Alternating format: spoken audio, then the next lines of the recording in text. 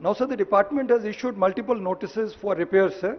On 18/5/20, they have requested the L&T to ఇది come and... important, కొంచెం note చేసుకోండి. అది 20లోనే 18/5/2020లోనే దీంట్లో ప్రాబ్లం ఉందని ఎలాంటికి నోటీస్ ఇచ్చిండ్రు, 21లో నోటీస్ ఇచ్చిండ్రు, 22లో నోటీస్ ఇచ్చిండ్రు, 23లో ఈ డ్యామేజ్ వచ్చింది. అంటే మా లయబిలిటీ పీరియడ్ అయిపోయింది, మాకేం సంబంధం లేదు, మాకు ఇప్పుడు బాధ్యతనే లేదు అని ఎలాంటి ఏదైతే చెప్తుందో, ఈ ప్రాజెక్టులో సమస్యలు ఉన్నాయని 18/5/2020లో డ్యామేజ్ ఉందని చెప్పి సీసీ బ్లాక్లో వేరింగ్ కోట్ వాట్లలో ప్రాబ్లం ఉందని రాసిండ్రు.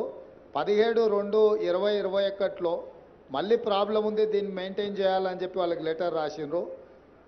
6/4/2022లో మళ్ళీ ఈ ప్రాబ్లం ఉన్నదని లెటర్ రాసిండ్రు. లాస్ట్కు 28/4/2023 నాడు ఇది మొత్తం లేచిపోయి మొత్తం కుంగిపోయింది. అంటే ప్రభుత్వము ఇన్ని రోజులు 20లో మొదలైన డ్యామేజ్ 19లో కంప్లీట్ అయింది. అంటే ఇమ్మీడియట్గా 20లోనే ప్రాజెక్టు పూర్తి అయిన వెంబడే సమస్యలు మొదలైనవి. అధికారులు లెటర్లు రాసినా అసలు ప్రభుత్వం పట్టించుకోకపోవడంతో ఈరోజు మొత్తం కుంగిపోయి కూలిపోయే కాడికి వచ్చింది.